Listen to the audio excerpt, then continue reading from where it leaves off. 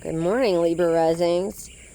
So I'm going to tell you where Barbolt's basket lives for you specifically and what you can expect with these changes of Barbolt's basket. So the change that you're going to experience in your life is going to be around belief systems, spirituality, let's not say spirituality, and religion. It could also be like what you believe about something, your beliefs around how the world works, your beliefs around different structures, different things. It doesn't have to be like beliefs in religion. So your beliefs are changing. And you're building a new dream around partnerships. Now, this can be romantic partners. This could be business partners. And Pluto is dissolving the structures around your fifth house of creativity. So Pluto is dissolving things that don't align anymore. So there might be some dissolving foundations in this section. This also is romance. This is also children. This is things that bring you joy, your hobbies, your creative outlook. This is things that light you up. So Pluto is dissolving the old foundations that you had in this area, and what that means is it's really making you question whether or not this fits. Pluto is in retrograde, so a lot of this is introspection.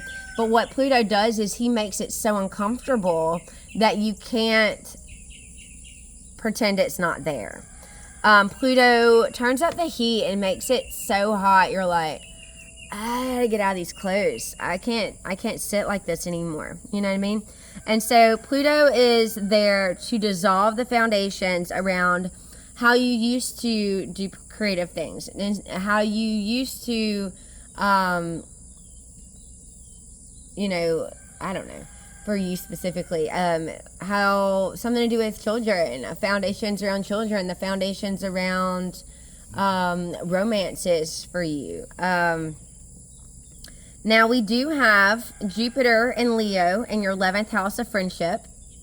So this means that on the 18th, when we have that exactness, but even before then, you're starting to see Jupiter opposite Pluto. So you're having an ego death around friendship groups and creativity, friendship groups and children, friendship groups and romance. Your change in beliefs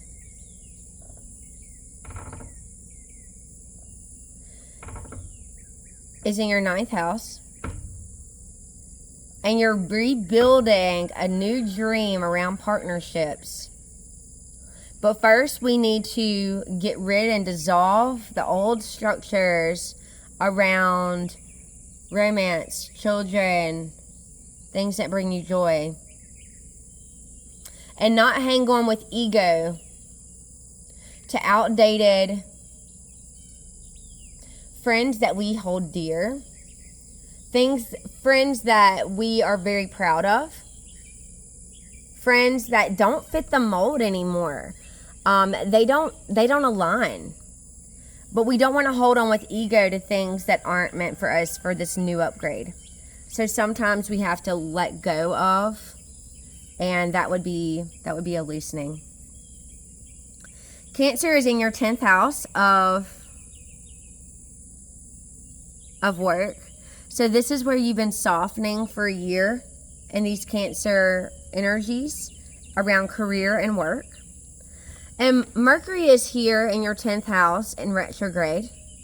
So Mercury is here to give you some introspection. So Mercury is considering, it's thinking, it's pondering, it's feeling very deeply. Mercury is here to deliver a message, to get some information. So Mercury is going backwards into your 10th house of career and really considering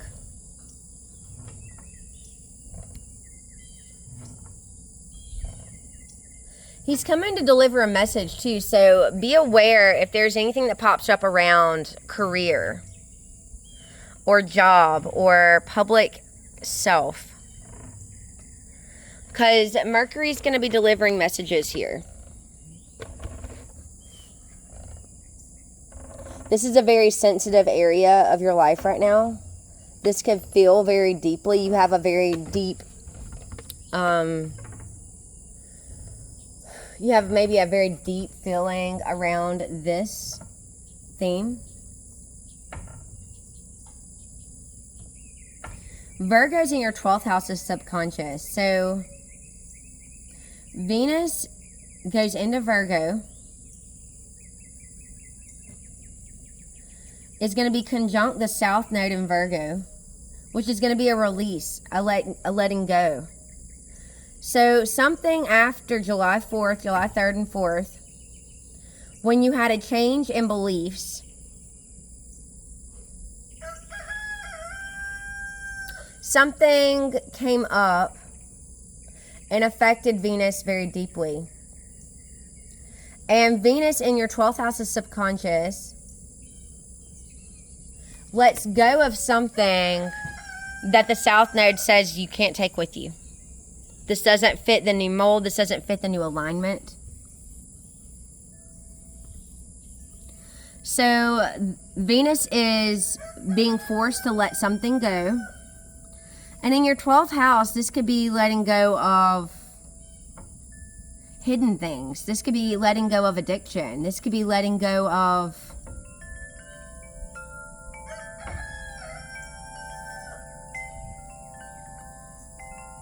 something that just can't come with you.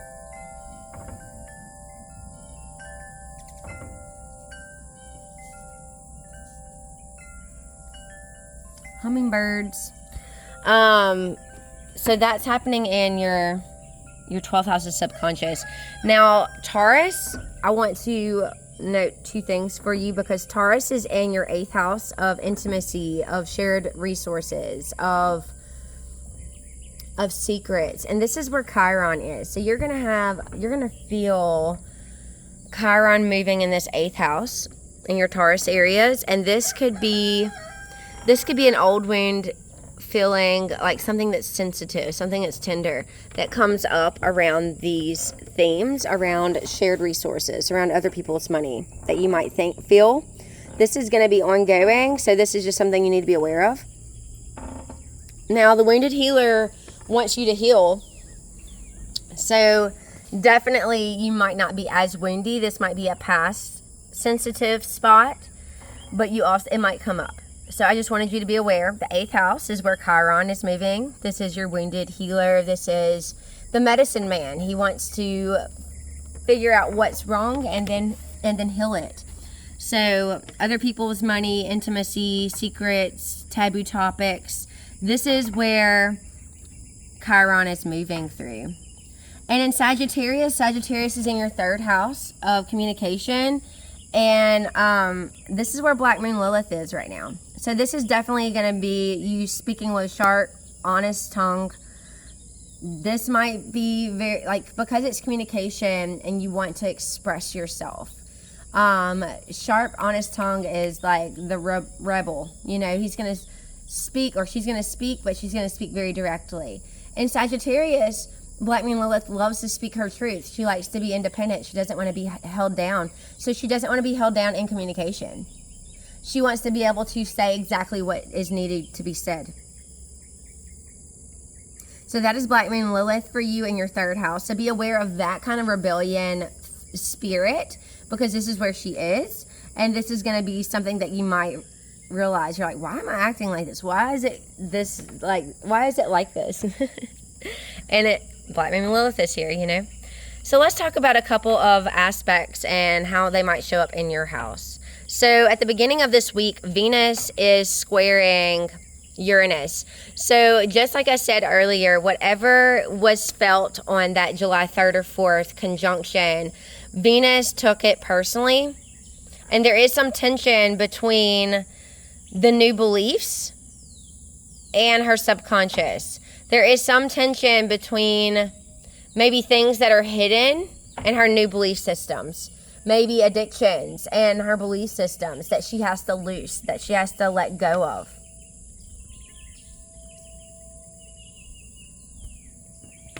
On Tuesday, we have our new moon in Cancer.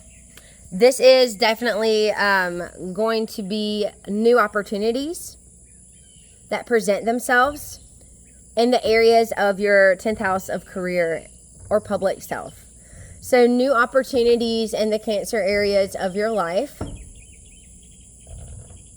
These are doors. This is an area that we have been feeling since December 21st of last year. This is definitely an area that we have had to grow up, had to learn to stand on our own 2 feet about something. And now we are being presented with, finally, I'm not going to say forward movement, but it just seems like new opportunities are presenting themselves in these areas that we've almost like we felt like we've needed help this whole time. And now, like 7 months later, we're getting this new moon of opportunities. So this is a really cool new aspect where we're not kind of waiting for the doors to be open anymore. Now they're opening. So that's on Tuesday, your new moon. And then on Wednesday, we have the moon in Leo, because the moon is going to be in Cancer on Tuesday for that new moon. But then it moves into Leo on Wednesday and sextiles Mars. And Saturn is also sextiling Mars. So the moon is going to be in your 11th house. And so there is going to be some type of emotion around friendships that is harmoniously helping push this new change and put it into action, because Mars wants to push through your new beliefs, put things into motion. And Saturn in your 7th house of partnerships is here to see you build it. Like Saturn's like, I'll build this new dream around beliefs. So Saturn in partnerships is there to support Mars in all his building endeavors. And you have some really good emotions around friendships that is supporting this new build, this new initiative, drive, and all as well.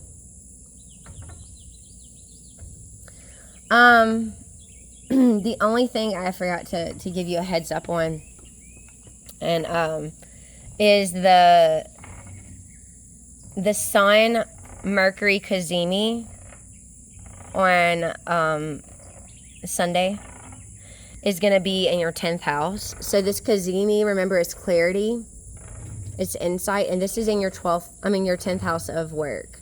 So this is going to be in your job. This is going to be in your public self. So that clarity that you will experience will come in your job area. I think these are the only aspects of the week.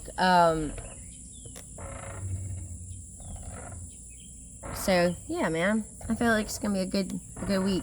If you have any questions, let me know. I hope this helps.